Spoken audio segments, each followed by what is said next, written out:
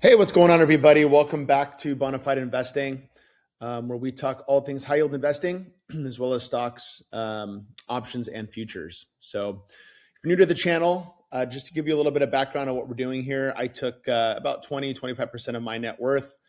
I put it into what I call a $500,000 experiment of high yield investing to see if it can accomplish two goals. One, pay my bills, and the second, to maintain and pay down the margin that I've deployed across this cash flow life strategy as well. So if you like what we're doing here, please hit like and subscribe, help support the channel. Everything we do here is not investing advice, not now, not ever. So please keep that in mind, make your own investment decisions, and do your own due diligence.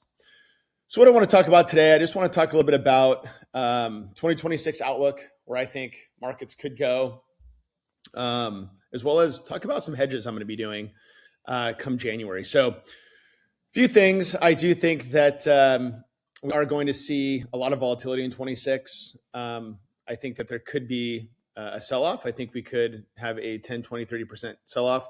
I also think there's a probability of a crash, whether it be a flash crash or a cyclical crash, right? And the reason for it is that, again, we have the yield curve re-steepening, right? And it's really unclear what the reason for that is going to be, right? It could be usually one of two things. Usually the yield curve re-steepens because there's growth, right? And the economy is booming. Or there's something, usually far more sinister going on beneath the surface. Inflation, too high a debt, or our treasuries just don't look as appealing. So again, after these re-steepenings, the reasons for them is what you really got to watch. And I think that if we are re-steepening on the yield curve for bad reasons, I think that's going to really bode well for the markets. So, and I think we could see even another 2022 where we have stocks and bonds down. So saying all these things, it doesn't scare me out of my positions. I will still keep selling puts to generate income on stable companies. I'll still invest heavily in this strategy, right? That I call it an all-weather high yield portfolio that includes the holdings here. I'm invested across real estate, across precious metals, across the NASDAQ, SPY. I've got some high yielders as well as cash and bonds. So I think hedging wise, come this year, what I'm going to do is I'm going to buy another long put on QQQ and SPY. I don't know if I'll do the 500 put on Qs expiring 2027 or the SPY 550 put expiring 2027. I might just buy a different duration, maybe a year, right? Just to save on the premium a little bit. Or if I do buy a longer put options on both, I want to see kind of where that roughly 20% out of the money piece lies, meaning I like to buy them 20% below the market value to save on premium. I think if we have a market crash, those puts will do really well, right? Even 20% out of the money. So the other thing I want to look at today is YQQQ.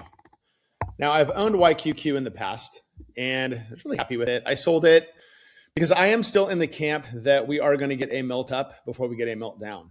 And what I think is, I was looking at the CNN Fear and Greed Index. It's one of the indexes I really like. It's just kind of gives you a gauge on market sentiment, what's kind of going on there. And we're still in that slightly fear to slightly neutral. Last I looked this morning. So markets don't usually end, but bull markets don't usually end when there's fear in the markets either. So based off history, based off market sentiment, and there's still, a lot of money in cash on the sidelines. I think that we still will melt up, but we do want to be mindful of the risks out there. Another risk that, there's a lot of government and corporate debt coming due in 2026 that needs to be refinanced. And a lot of that debt was bought at much lower interest rates, right, in the past. So having to refinance at much higher rates, I think that could, cause, even higher debt for the federal government, but also companies, right? They're going to it's going to hit their bottom line. It's going to hit their growth. So we want to be mindful of a lot of these things coming in 2026. You always want to be mindful, I think, of a black swan event that can happen literally out of nowhere.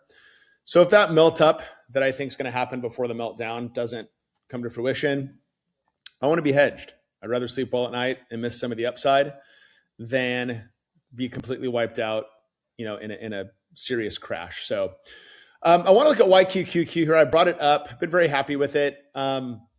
What they do, what YieldMax is doing. This is an inverse NASDAQ ETF. It will sell covered puts on the NASDAQ. So it is going to move inversely of, it's usually going to move inversely pretty nicely. And again, not directly one-to-one, but it will move nicely against QQQY, maybe QDTE. So some of those ETFs that usually go long the NASDAQ, this will go short the NASDAQ. So it pays weekly. It goes ex-dividend on Thursdays. It pays on Fridays typically. So good yield is about 20 to 40%. It's been around 25 to 30% pretty consistently. So, even if markets do keep rallying, it's nice getting paid, right?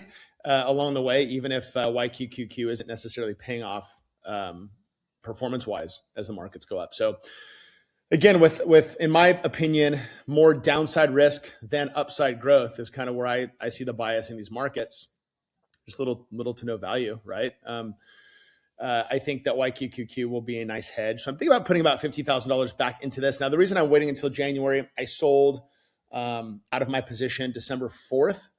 And I don't want to lose that tax loss. So I'm going to wait the 31 days per IRS rules and buy back in and avoid a wash rule. So, but anyways, YQQQ, I'm a fan. I like it. I think it's a good hedge. And the reason I like it too is a good hedge. I think it's a good short hedge, meaning my long puts, right, I think are good crash hedges. I think YQQQ is a very good 10, 20, 30% sell-off hedge, right?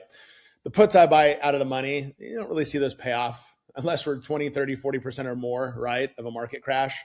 Whereas YQQQ, when we get this volatility like we've seen so far in December where, we're down 2 or 3 or 4%, YQQQ helps it hold up pretty nicely. So if the crash doesn't come and we do get the minor sell-offs, the 10, 20, 30%, which I've said in past videos are extremely healthy, right? It gets out the excess and the froth out of markets, keeps markets healthy. I think YQQQ does a pretty good job hedging to the downside while that volatility plays out. So what I found is that distributions usually go up when market volatility goes up. So when market sell off, YQQQ will typically pay a little bit higher. Since they switched to weekly distributions, they're paying around, it's been anywhere from like a 4 cent to 12 cent per share weekly distributions, what I've seen. I'd say the average for that's been about 5 to 6 cents per week. So paying really good income, decent income, and not leveraged, right? It's 1-to-1 that will move against the NASDAQ. So, but again, as markets fall, the reason I don't think it's a great crash hedge is that you're going to lose some of the upside. Just like a high yield ETF, you'll lose some of that upside when markets go up because you're trading income for growth, right? The higher the yield, typically the more upside you're going to lose out.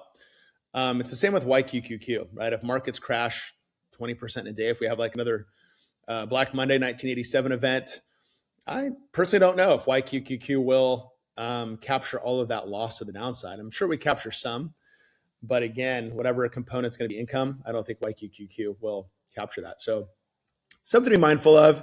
Again, just wanted to talk about 2026 outlook, what I think could be on the horizon. And again, my opinions only. And I want to talk about how I'm going to be hedging in 2026. So if you got something from the video, please hit like and subscribe. And thanks for your time today. Have a great day.